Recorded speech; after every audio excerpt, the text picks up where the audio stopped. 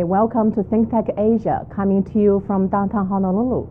I'm your host, Hong Jiang. I'm an associate professor of geography from University of Hawaii at Manoa. And my guest today is Professor Debra Halbert, chair of political sciences at University of Hawaii at Manoa. And she's going to talk about copyright in the digital age. Debra Halbert is a associate professor and chair of political science at the University of Hawaii at Manoa, and she has written extensively on intellectual property and human copyrights. She is the author of Intellectual Property in the Information Age. That's a book in 1999. Resisting Intellectual Property, 2005. And her new book, The State of Copyright, that will be published as part of the Routledge Studies in Global Political Economy. Well, Debbie, thank you so much for being here. Thanks for the invitation. Correct me if I have made any mistakes. I think the department is political science, not political sciences. Political science, yeah. Okay, Singular. okay. I was reading the beginning of your fascinating book, The State of Copyright.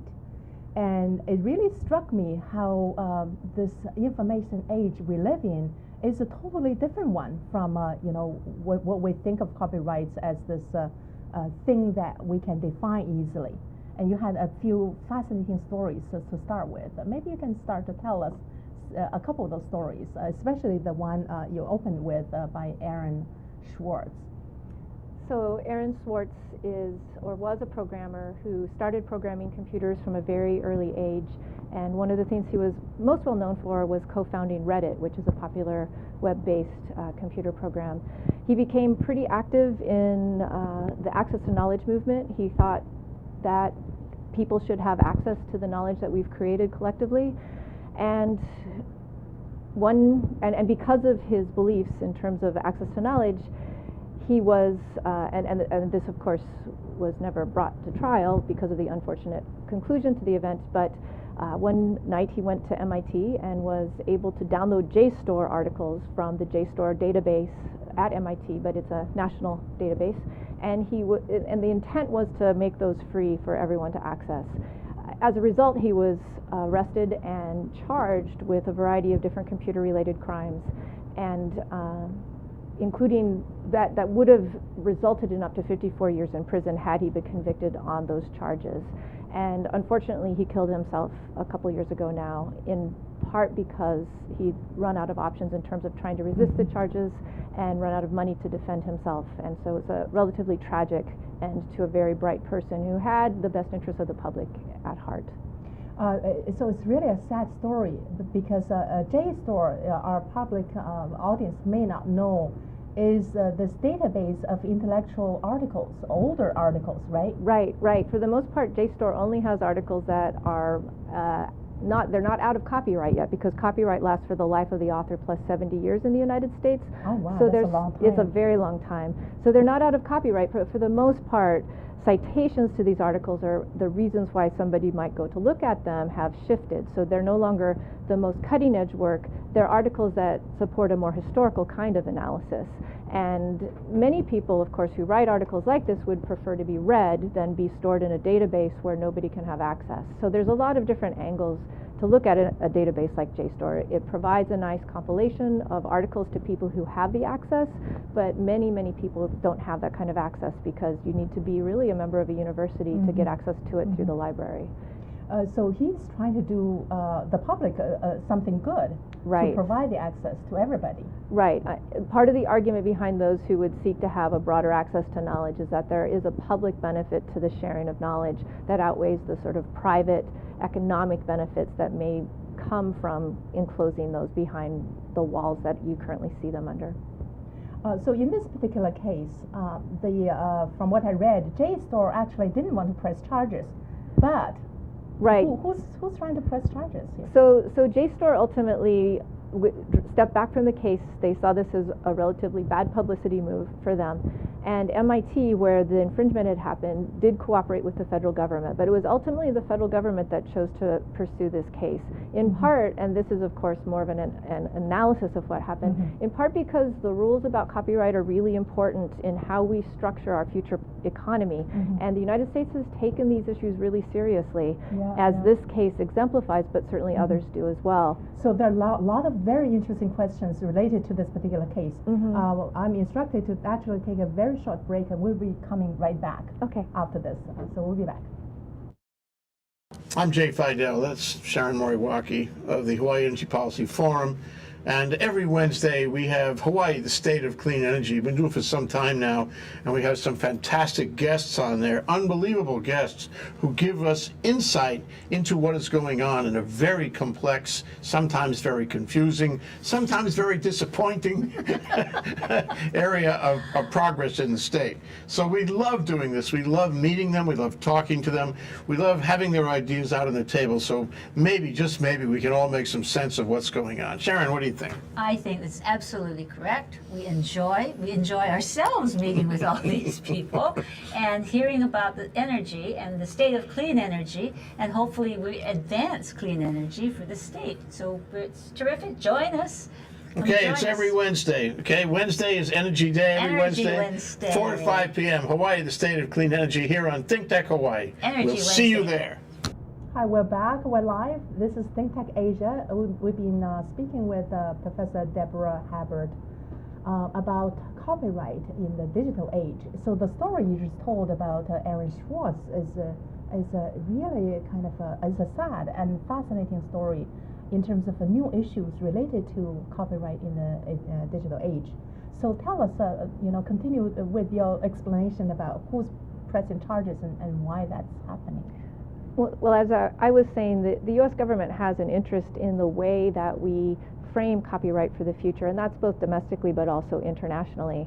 And so the United States is not just pursuing this type of litigation amongst people from the United States, but is also looking to make examples of people and to use American copyright law, really. But because, for the most part now, American copyright law is enshrined in international agreements through the trade-related aspects of intellectual property agreement, we can now assume the same kind of protection globally. So the U.S. is really interested in seeing that the world as a whole adheres to a kind of copyright paradigm like we would have here domestically. And this case itself already is posing challenges to the traditional ways of considering copyrights. And can you explain to us some of the challenges that you deal with in your work? So there's a lot of different tensions that the digital age raises from an intellectual property perspective. So a computer itself is premised upon copying. Every time that you look at a website, you're making a copy of that particular website onto your computer. And so the courts early on had to deal with what that meant, right? Because everything is a copy on the computer. Anytime you write code, you're copying other code. And so there's also these layers of creativity that are involved, is like what code is just utilitarian and what is creative enough to sufficiently raise itself to a standard to be copyrighted. So the computer itself is this way of looking at copyright that's really different. But probably one of the more significant moments, at least from a technological point of view, for copyright came when Sean Fanning created Napster and changed the way that music is shared and distributed, not just in the United States, but around the world. And so Napster was one of the first file sharing programs that really made itself known. The actual technology for that kind of file sharing had been around for a while, but this made it easy to share files with other people. And all of a sudden, it's not just me giving you a single copy of something, it's me giving my 50,000 closest friends a copy of something. And so the very nature of what it means to control a copyrighted work has been so undermined by computer technology that fight continues to move forward. And so you saw it first with music, and then you see the film industry becoming involved in it. There's different layers at which the book industry is now involved because they're digital books and there are all sorts of pirated book sites now. And you can see it also, interestingly enough, with pornography. So there's a lot of different layers where copying just becomes the way that people share information. What's interesting here is that is it right to say that intellectual property right laws were to protect the authors of those either ideas and designs and products who have put in their sweat and put in their ingenuity, and so therefore it becomes something of a private in nature. But now with the information age, which is working just the opposite of private protection. And so therefore the question would be, how do we now define copyright and intellectual property? Well, there's a shift that happens under copyright law. So we think of it as a right that goes to the authors or creators of creative work. But what happens within the creative industry paradigm, which is how most work is distributed both within the United States and globally, is that you assign rights to some sort of industry representative, whether that's the recording industry or some sort of literary agency or publishing industry, and they have then the exclusive rights and control over what happens to that copyrighted work. So interestingly enough, despite the fact we think of it as an author's right or a creator's right, it's usually the industry level that makes the bulk of the profit. So you often hear stories in the music world, for example, where the actual creator of the music is making 10 cents on a CD or whatever exists now that CDs don't really exist, whereas the music industry captures most of that money. And so there's a lot of debate over new ways of distributing creative work where you can shift some of that royalty stream back to the author and the creator and away from the industry. As you can imagine, some of the industry players are not as excited about those potential new vehicles because it cuts into the kind of money they're able to capture. But you're right, I mean, at one level, the underlying goal of the law should be to protect the creators of the work. But even our current laws don't do that, let alone do them in a technological world. So in that case, it becomes more difficult to consider kind of lessening the strict property law because industries are making money. They are a major engine in why we have the laws we do. Oh, okay. And do they also become lobbyists in terms of lawmaking process and politicians and make sure the laws are kept? They do. In fact, most people look at laws in the United States like the Digital Millennium Copyright Act, which is one of the laws that established for the first time how we look at computers within the context of copyright. And the lobbying that went into that act was pretty significant. And one of the caveats that was installed was for internet service providers that had just begun to develop their own mechanisms for sharing information. They have a system in place which we all now are very familiar with because companies like YouTube have to use them. Whereas if a copyright violation occurs via an internet service provider, and there's a notice and takedown process that is implemented. And so if they get a notice and takedown request, they take the potentially infringing work off the internet from the website. And then if the author says this isn't actually an infringement, they have to challenge to have that put back on. So in many ways, they flip the burden of proof there. And it's an interesting way to make the internet service providers potentially liable. So if they don't cease and desist and take down potentially non-infringing work at the behest of the corporations that own the copyrights, they can be held as contributory they can be held for contributory liability, and of course they don't want to. So there's some interesting defensive mechanisms in place now that changes the way that information is shared because of the way the law was written, and the law was written because, of course, those who have an interest in it would like to see it best protect their interests. In the whole process, who's policing everything? What's going on with these sharing providers of file sharing? And so who's policing this? Who polices it? A lot of that is still private, so most of the major industry players have fairly sizable constituents of people that surf for potential violations and send out notice and takedown requests. But what's one of the other interesting developments over the last 20 years or so is that the U.S. government, and you see this throughout the world in other governments as well, have begun to develop criminal offices to deal with copyright infringement and patent infringement and counterfeiting, and so a range of different intellectual property kinds of crimes. But we've seen the government itself begin to develop the infrastructure to pursue these kinds of activities at a different level. So it's no longer simply civilians or public law, or private law, I should say, between a company and a potential infringer. We're now seeing the government become involved and to create all these sorts of institutional structures throughout the bureaucracy to help enforce the law. And that's new in the last 20 years or so, that we've seen those kinds of entities emerge. And the other thing that's new is that For the most part, we used to look at copyright infringement as something that happened at a more industrial level. So that's where the huge money is at stake. Right. So if I wanted to print a knockoff of a book, I had to have access to a printing press. Or if I wanted to make knockoff CDs, I had to have a mechanism to produce a lot of CDs. That's not true anymore. Now it's shifted to the individual level. And so the laws were not designed initially to go after individuals as copyright criminals. They were kind of designed to go after the kind of people we think of as sort of counterfeiters. And so there's been a shift in who we focus on as well under the law, and that's changed. And again, because of Napster, most people are now aware of how the law has changed. The Napster, talk more about that. Is that related to this Kim.com? Yeah. Kim.com is a more modern version of Napster, you could say. Okay. So Mega Upload is, or was, I should say, an internationally very popular file sharing storage locker. So you could upload different kinds of materials to the lockers, and then other people could download them. The U.S. government felt that it was a massive international haven for piracy, is what they called it. And so they filed a variety of federal indictments against him. And despite the fact that he lived in New Zealand, they used the New Zealand governments and law enforcement to impound all of his computers. They've frozen all of his assets. And under U.S. law, they've sought to extradite him to the U.S. to stand charges for copyright infringement. And he has fought the entire way and has become a sort of perhaps accidental revolutionary for file sharing.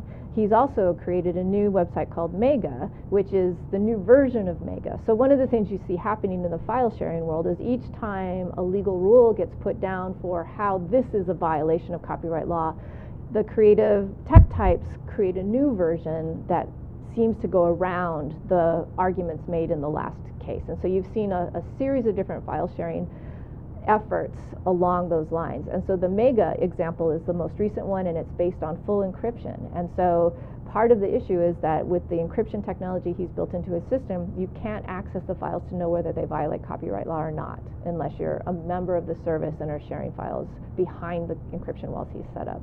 So we'll see how well that does against the federal efforts to try to control file sharing. So in this particular example, you have several components that's kind of interesting. One is it's an international component here. There's a website set up not in the U.S. but in New Zealand, and how does U.S. law apply to that? So that's one question. Another question is that how many people can you share in order to not violate this copyright regime there?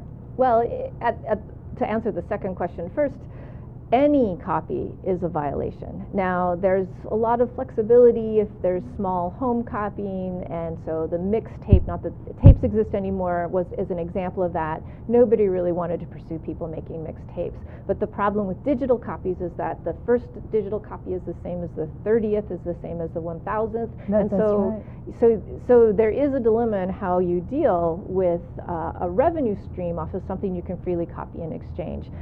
Digital rights management efforts didn't work really well. Consumers revolted against it. But there are a lot of other mechanisms that are beginning to work and shift the ways that people consume media. So the Pirate Bay is an illegal website based in Sweden that works on a BitTorrent system. But many of the people who use the Pirate Bay can also now get a lot of that material with a subscription through Netflix or through Spotify. And so one of the ways that we may see a decrease in the kind of piracy the industry is so upset about is because there are new ways of accessing this information legally. And initially that wasn't true because the industry refused to adapt to the information age. And that market failure on their part is really what caused some of these problems. So maybe what we'll see is that if the industry allows it, because they also fight all the technologies that emerge to try to make money off of digital things, if the industry can step back a little and allow for creativity on that level, we may see some changes, and we don't even have to undermine the way in which we produce things creatively. In terms of the international level, of course, there's no way that these things stop at domestic borders anymore. And the internet made that true a long time ago. So what's true, and it's true for knowledge, it's true for creative work, it's true for everything.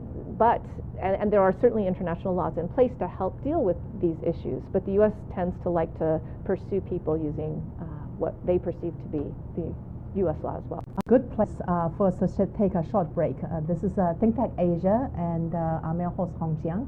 We've been talking about copyright in the digital age with Professor Debra Halbert. We'll be right back.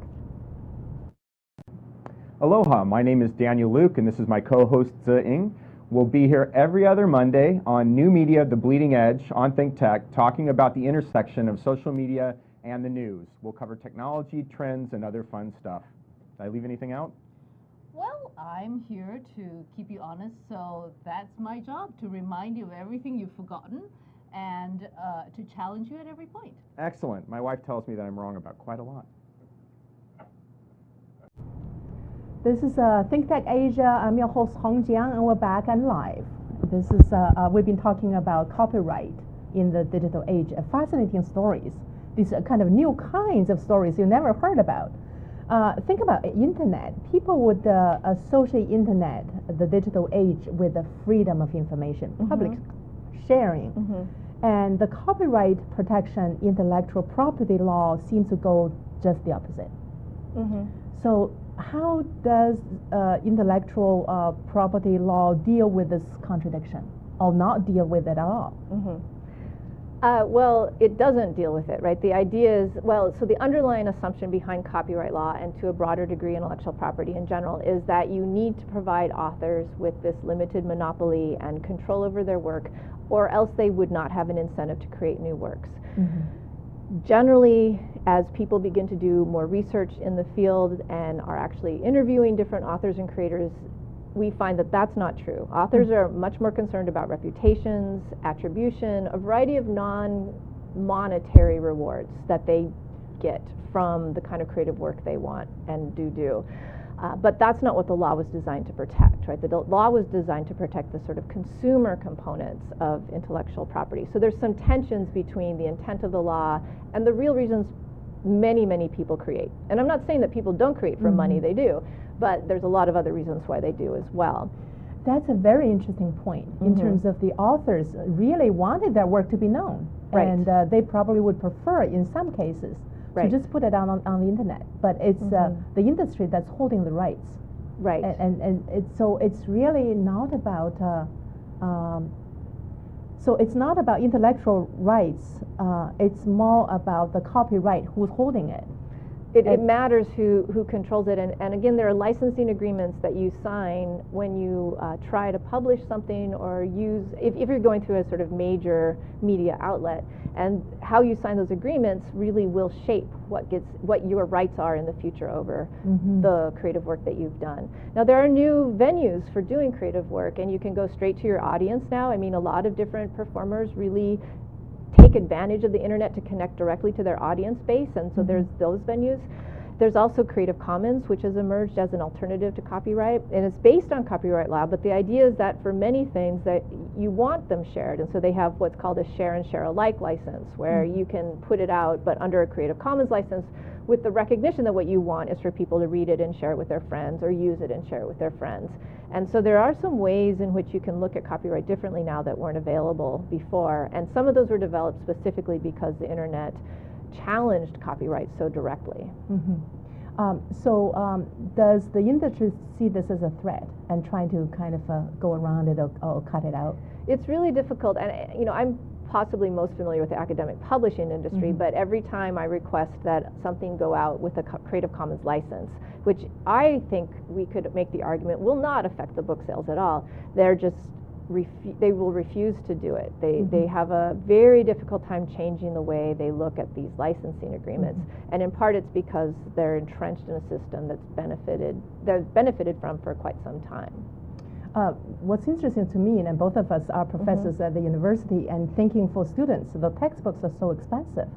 And you would want to maybe just copy it and then give it to students as a digital file. But you can't do it because of the copyright situation. That would be a violation of copyright law. In fact, there are very limited fair use exceptions for educational purposes. There are some, and increasingly copyright is challenged in the educational setting. There's a couple cases, recent court cases, that have opened up more possibility in education. One was about the kinds of things you can place on a site like ours, which is La Lima, but on a web-based teaching site at your university. So this is something behind a password that only your students access, and many faculty post articles and whatnot on those websites. The case out of, I believe it was Georgia, said that that was an acceptable fair use. So there's that's positive. The other case, and I'm sorry I don't remember the name of it, but there's also something in copyright law called the first sale doctrine. So when you buy a book, you purchase the book. You can't make photocopies of the book, but you own that copy of the book. And so until recently at least, you could then sell that book, which is why we have used bookstores, which many people love. And used bookstores are a whole level of book lovers kinds of lives that they really enjoy using. So the first sale doctrine has allowed for things like used bookstores to exist. But what happens if you go to a country like, say, Thailand, where books are less expensive because you can't sell the textbooks that you sell here for the same price in other countries? So there are these parallel markets that exist globally, even in the book industry. And you buy textbooks there, same textbook, but cheaper. You import it back to the United States and sell it on eBay for more money to American students. So it's way less than what they're paying for their book, but it's slightly more than what you paid in the country where you purchase it. Have you violated copyright law? And the Supreme Court just recently said, no, you haven't, because the first sale doctrine allows you to do that. So there's some interesting ways. So that's positive in terms of educational textbooks as well. Though the underlying question is still, why are textbooks so expensive? Yeah, I mean, other than the publishers trying to make money, you can't think of other reasons, right? Right, and again, royalty splits for textbooks, actually I don't know specifically for textbooks, but typically a publisher, an academic author will make no more than 5 to 10% off of any copy. Yeah, and that's why you see a lot of promotional textbooks. That's the reason. And other things related to like a research publication kind of situation. There are sites, I think one is like a ResearchGate.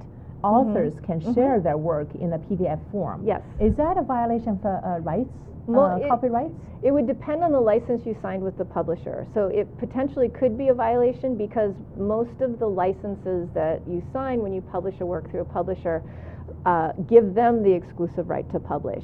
Sometimes they'll say you can use your work for personal reasons. So, for example, you could make photocopies for your class. But it's going to depend. It'll be a case-to-case situation depending on the licenses that were signed. But they're very helpful websites from an academic perspective. Definitely. Very helpful. I'm thinking that a lot of the copyright owners are these academic journals. Right. And they probably care more about disseminating knowledge rather than going after somebody for these what they call copyrights violations. We can hope so. And again, sending a cease and desist letter wouldn't be that difficult, but ultimately there's not a lot of money to be made off of a non-commercial academic journal article that 10 people are going to read on any website. And so despite the fact that the criminal penalties for copyright infringement are fairly significant, one can hope that academic journal publishers would never deploy those against academics. So in a way that we're all violating copyrights to some extent, but not to bring any harm, but to spread knowledge. Yeah, and it is unfortunate across the board that the way copyright's been interpreted in the digital age makes us almost all criminals all the time. It's almost impossible to follow the law. That's also very interesting because oftentimes I'll find the PDF copy of certain chapters of a book on the website. They save me time to have from having to scan them in, right? Yes, it makes it easier. That's right. Yeah. And so it's interesting. The internet certainly has made a lot of our work easier, and you can find a lot of information. And again, coming back to this very question of copyrights and intellectual property, it really goes back to both money and power in the traditional structure of the industry and the state. Is that right? I would make the argument that yes, it has a lot to do with those particular entities. And you can sort of watch as we configure the institutions of the state to help protect this kind of new property. And to even call it property is to have taken a huge step towards creating something that's intangible, like taking an intangible and making it real. And so So that in and of itself is a pretty significant leap to have taken. And in your book, you talk about the language game that people play to say, well, you know, this is a property and this is also a commodity, and how that played a role in terms of how people see these intellectual properties. Well, there's definitely, you know, one of the ways I look at creativity in general is that you are inspired by a variety of different things. You can have a conversation with someone, you can see something on the news, you could look at a picture, you can go outside and see a tree. Inspiration comes from a variety of places, and yet somehow within the intellectual property regime, especially copyright, there's a line that has to be drawn between inspiration and copying and appropriation, and where we draw those lines really makes a difference. And so one of the ways I think that we look at these issues of language games or tensions in the law is, so the law says you can do this but not this, and then maybe creative people will say, well, let's just see how we can do it this way. And so there's ways of trying to play within the law given its constraints and still be creative. But then there's also a lot of folks that are trying directly to push what it means to do creative work within this kind of legal framework. And so anyone who's doing any kind of work that appropriates other people's work into their own, right, this sets up all sorts of new questions about what is art. These are also ways in which people play those games with how the law is structured. And rightly so, given, I'm going to quote one sentence from your work. You said, intellectual property law as a frame and prison establishes the political economy of contemporary cultural production and exchange. The concentration of information under the guise of intellectual property is the frame within which we now live and sets the stage for the language games deployed by the myriad actors involved in its moves and counter moves. And from this statement here, it seems that you really are recognizing the problems and limitations of intellectual property law. Well, it's one of the things that I've tried to focus on. If you had asked people 30 years ago what copyright was, most people wouldn't have known what it was. I mean, it was something that didn't impact people's everyday lives for the most part. And that's no longer true. It's become such a significant part of the way we access culture. And if culture is a commodity that we own and exchange like anything else, then that changes the kinds of ways culture exists. And so if that's what music is, it's a kind of music. And many, many people love and enjoy the sort of big culture industry stars. But there's also all sorts of other ways to create music that aren't contingent on those kinds of property rights. And so part of it is this question of how we're structuring culture as a commodity and how much of that really should be owned versus how much should be more freely exchanged to help us create new things. I wonder whether one part of it is the cost. You know, we all know CDs and DVDs, that they are very cheap. But then when they are being sold, then they're very expensive. And people clearly see the margin of value over there and say, well, you know, if I can find a way to copy it, I don't have to pay for that much of money. Is this part of what you call kind of a failure of the market? In this case, if you sell something so expensive, then you are kind of encouraging people to find the product in other ways. Yeah, the studies of file sharers are really interesting because they're pretty sophisticated about the justifications for file sharing. So many of the people that share files, especially music files, but you could say this for movies as well, are some of the most avid fans of different kinds of musical venues. And they're always looking for new bands, they're always looking for new music. And their argument is, we don't buy all of the music, but we look at it and we assess it, and then we go out and we buy a lot of the music that we like the most. But why should we buy a CD that's got 20 songs on it and we've never heard them and we don't want all of them? And so part of it is this disconnect between what fans want and how they want to buy and purchase media and what the industry is trying to sell them. And so there's definitely some critique of the cost that's there. Many of them will also say, I'd rather give the money directly to the artists.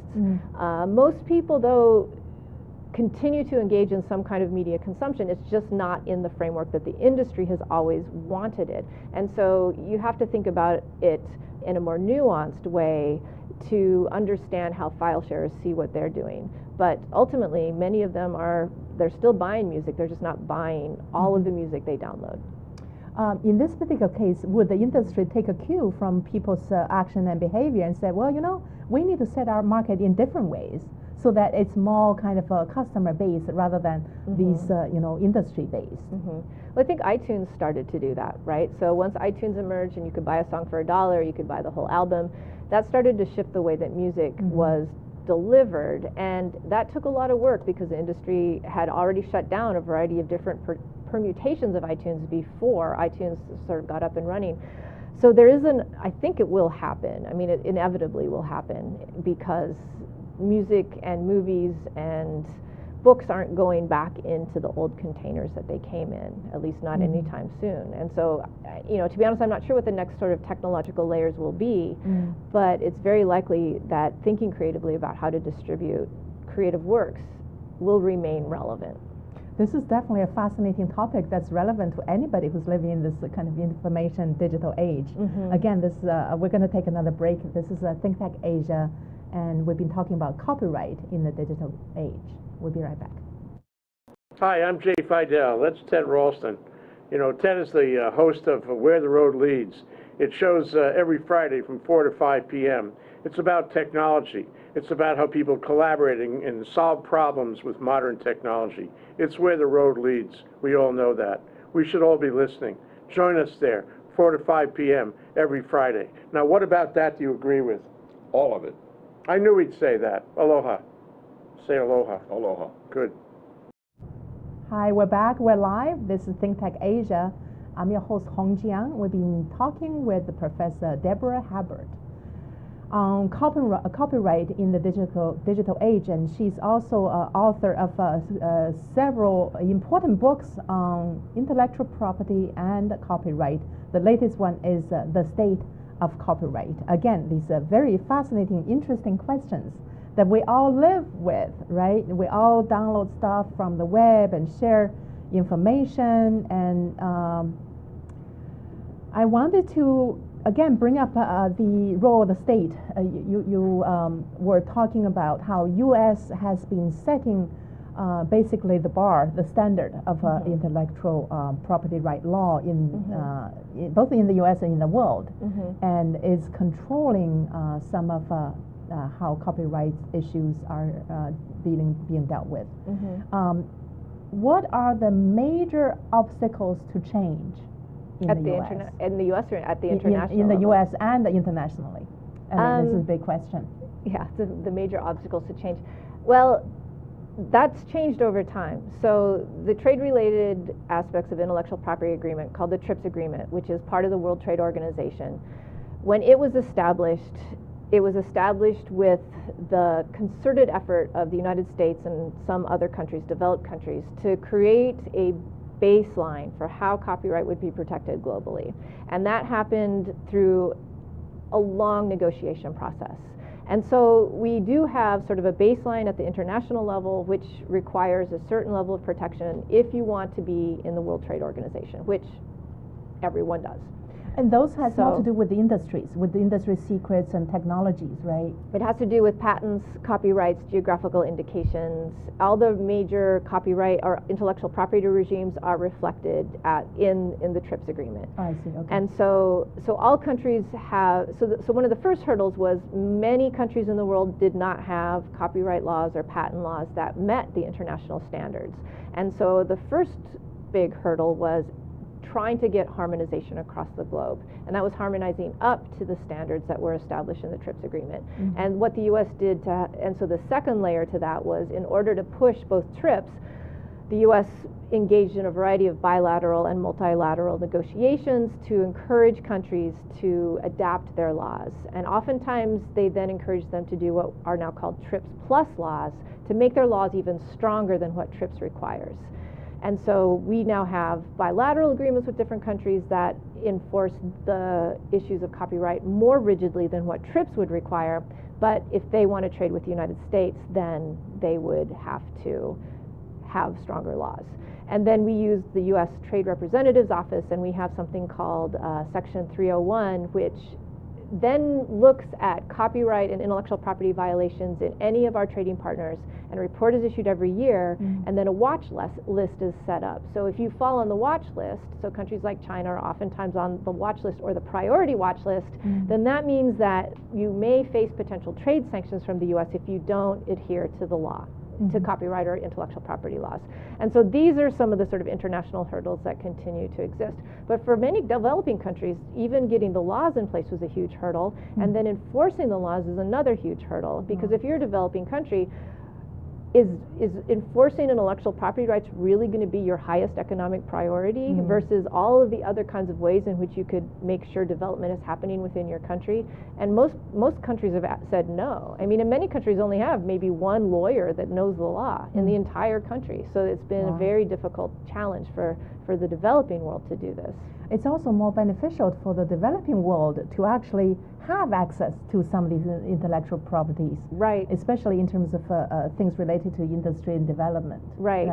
Right. One of the greatest ironies is the United States used to be one of the biggest pirates in the world. We wanted access to everybody's technology, access to everyone's culture, and we wanted it as freely as possible. And so to turn around 100 years later or 200 years later and say, I'm sorry, you can't do the same thing is a little hypocritical, because developing countries need access to what they can get in terms of technology to make sure that development happens.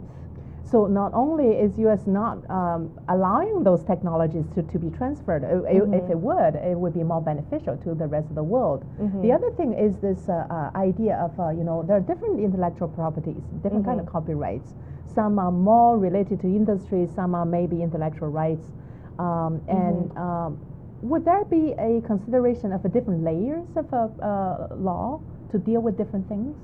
Yeah, so it would be interesting. So if you look at patents, for example, the interests of the pharmaceutical industry in protecting their patents are different from the interests of the copyright or the software industry. And so there are software patents, though many people believe that that's a problem in and of itself.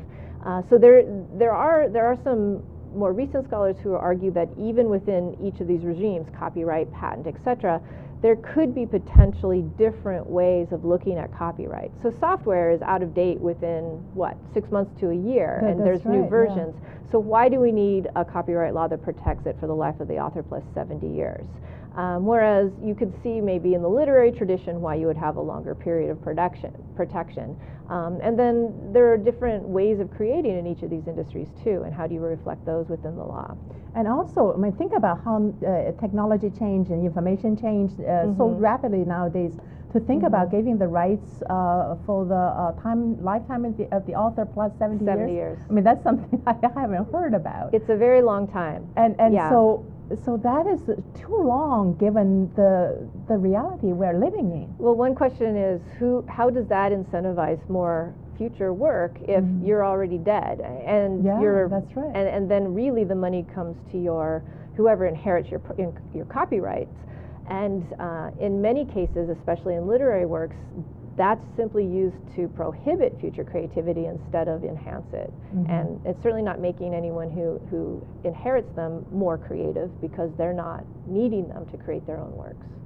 And you also have this younger generation of people who are actually challenging these kind of older regimes, such as Aaron Swartz, such as Kim.com. So do you see more of those challenges coming up, and whether it's going to push any openings?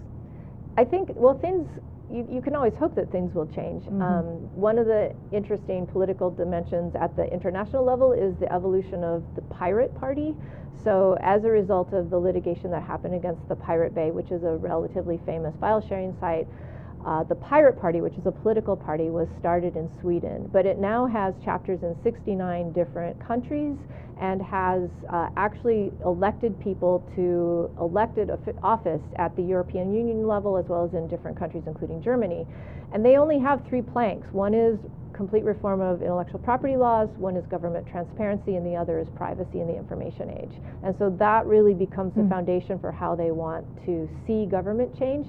And it's primarily a youth-driven party. There's a lot of really young people that are coming through the political system, not aligned with other political parties, starting in politics because of these issues. So that's an interesting development that's still sort of moving forward. That is really interesting, especially seeing this new kind of political dimensions over there. And it looked like we might see more changes happening in Europe and started from there, maybe then come to affect laws in the U.S. Yeah, yeah. You can also see in some of the recent protests against ACTA, and then in the United States against the Stop Online Piracy Act, and increasingly against the Free Trade in Americas Agreement, that there's a resistance based on the ways intellectual property is being defined in those laws. And so we'll see what happens. Well, interesting new frontier, and time is up, and thank you so much. That is Professor Debra Halbert, Chair for Political Science at UH Manoa. Thank you so much, Debbie, for being here. Thank you. Again, this is ThinkTech Asia. I'm your host, Hong Jiang. Thank you for watching. I'll see you next time.